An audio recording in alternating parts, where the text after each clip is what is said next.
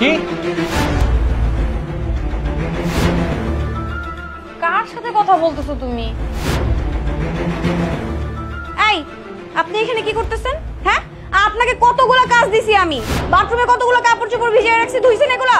এখানে কি করেন আপনি? আরে ওনার সাথে এরকম ব্যবহার করতেছো কেন? উনি ওনার কাজ করবে, আর উনি আমাকে চেয়ারটা দিতে আসছিল তো এই জন্য আর কি। আচ্ছা, আমার না খুব গরম লাগতেছে, একটু যাও না, ওই ফ্রিজে ম্যাঙ্গো আছে না, একটু ম্যাঙ্গো জুস বানিয়ে নিয়ে আসো। যাও। শোনো না, ফ্রিজে ম্যাঙ্গো আছে, তুমি একটু কষ্ট করে বানায় খাও না। আচ্ছা ঠিক আছে, তাহলে আমি যাই। হ্যাঁ আচ্ছা, তুমি বানাও, আমার জন্য একটু বানাও। হ্যাঁ, এই বুয়া, জি স্যার। আমার সাথে চলো, জুস বানাবো।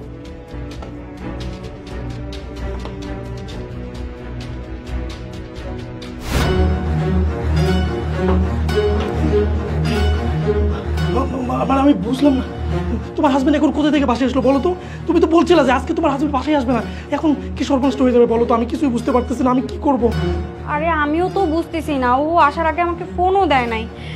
এক কাজ করো, তুমি এখন তাড়াতাড়ি বের হয়ে যাও। তোমাকে যদি দেখে ফেলে তাহলে তো সর্বনাশ হয়ে যাবে, তাড়াতাড়ি বের হও। আচ্ছা আমি এখন কি করব, কিভাবে যাব, কোথায় যাব বলো তো? আমি কিভাবে বেরোবো? ইস, আমি মাথায় আমার টেনশন, কি একটা অবস্থা। আরে ও তো জুস বানাইতে গেছে, জুস বানাতে একটু সময় লাগে। তুমি এক কাজ করো, এই দিক দিয়ে বের হয়ে যাও।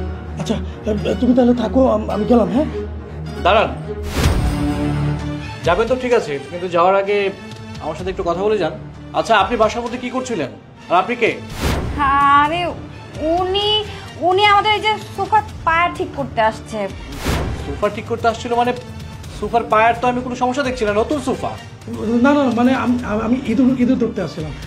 আপনাদের বাসায় নাকি অনেক ইঁদুর? হ্যাঁ হ্যাঁ হ্যাঁ, উনি ঠিক বলছে, আমাদের বাসায় তো অনেক ইঁদুর বেড়েছে, উনি ইঁদুর ধরতে আসছে।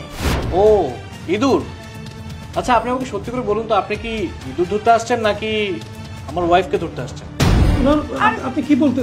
এই আরে তুমি এইসব উল্টাপাল্টা কি কথা বলতেছো?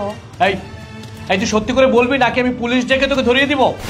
আরে তুমি এসব কি বলছো? ওনাকে পুলিশে দিবে মানে? উল্টাপাল্টা কথা বলছো কেন? এই তুমি চুপ করো তো ভাই, আমি সব খুলে বলতেছি। আসলে ওর সাথে আমার একটা সম্পর্ক হয়েছে। একদিন ও বাসায় আমাকে আসতে বলে, তারপর থেকে ও একটা ভিডিও ধারণ করে আর আমাকে ব্ল্যাকমেল করে, তাই আমি বারবার বাসায় আসতে বাধ্য হই। এছাড়া আমার আর কোনো উপায় নেই ভাই। আরে ওনার কথা কেন বিশ্বাস করতেছো? উনি মিথ্যা কথা বলতেছে। এই আপনি এত মিথ্যা কথা বলতেছেন কেন? হ্যাঁ, আমাদের স্বামী স্ত্রীর মধ্যে ঝামেলা করতেছেন আপনি। ওর কথা বিশ্বাস করবে না, ও একটা মিথ্যুক, এইসব বানায় বানায় বলতেছে। এই চুপ করো, আরেকটা কথা বলবো না। কি মনে করেছো আমি কিচ্ছু জানি না? এই ছেলেটাকে তুমি বাসায় প্রায় নিয়ে আসো। এই কাজের বয়স যদি আমাকে সত্যি কথা না বলতো না, আমি কখনোই ধরতে পারতাম না। আমি সব কিছু জানি। স্যার, এই লোকটা না কয়দিন পর পর বাসার মধ্যে আসে, একদিন কয় সোফা ঠিক করবো, একদিন কয় ফ্যান ঠিক করবো। সি সি সি সি ম্যাডাম, আপনি একজনের বউ হইয়া পরপুরুষের ঘরের মধ্যে আয়না ইটিস পিটিস করবেন, আপনি মনে করছেন কি আমি কমু না? স্যার, আপনি যখন অফিসে থাকেন না, এই লোকটা কয়দিন পর পর আইসা ম্যাডামের রুমে যায়, ওদিকে যায়, ম্যাডামের সাথে কি কি করে সে আমি কইতে পারতাছি না। এই চুপ থাক, এই সব মিথ্যা কথা বলতেছে। আমি ওকে একটু বেশি কাজ করে দেখা আমার সাথে শত্রুতামি করতেছে না? আমার স্বামীর কাছে তুমি মিথ্যা কথা বলতেছো? বিশ্বাস করো, এই মহিলা সব মিথ্যা কথা বলতেছে। তুমি জানো, আজকে সকালে এই মহিলাটা আমাকে বলতেছে বেতন বাড়ায় দেওয়ার জন্য। আমি বলছি যে না, এখন বেতন বাড়াতে পারবো না, আর সেইটার ঝাল এখন এইভাবে নিচ্ছে। তোমার কাছে সব মিথ্যা কথা বলতেছে, এই মহিলার কথা বিশ্বাস করো না প্লিজ। ছি, আমার লজ্জা হচ্ছে যে আজকের এই দিনটা আমাকে দেখতে হলো।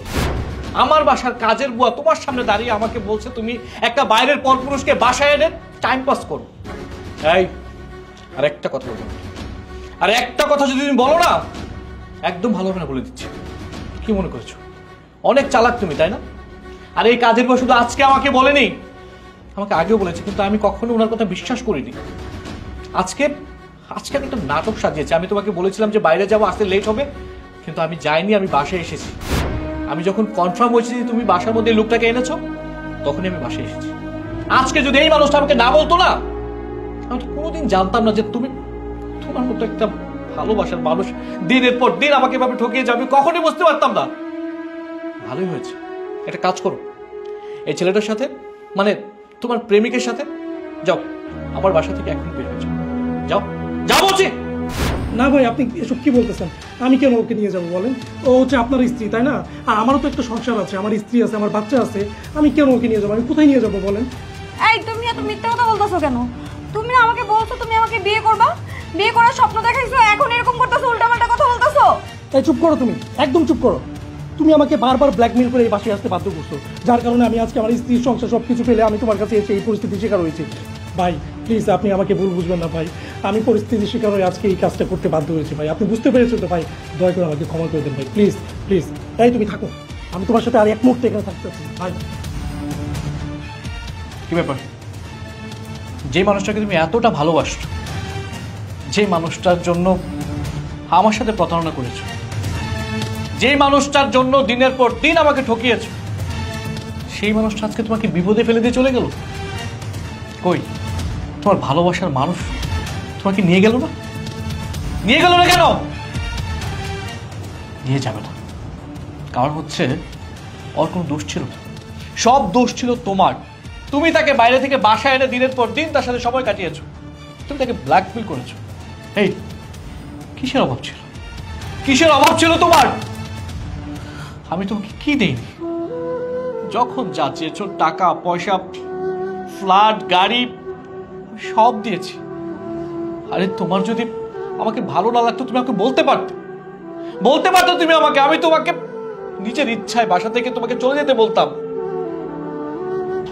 তোমার মতো একটা মেয়ের সাথে না আজকের পর থেকে আমার কোনোদিনও সংসার করা সম্ভব না। যাও, তুমি এই মুহূর্তে আমার বাসা থেকে বের হয়ে যাও। আমি তোমাকে ডিভোর্স লেটারটা পাঠিয়ে দেব। তোমার মতো একটা বিশ্বাসঘাতককে আমি ক্ষমা করতে পারবো না, কোনোদিন ক্ষমা করতে পারবো না। যাও, তোমাকে বের হয়ে যেতে বলেছি, বের হও। আপনি আপনি যদি আজকে আমাকে সবকিছু খুলে না বলতেন, দিনের পর দিন আমি ওর কাছে ঠকে যেতাম। আপনার দিন আমি কোনোদিন শোধ করতে পারবো না। ঠিক আছে, আপনি যান, আমাকে একটু একা থাকতে দিন।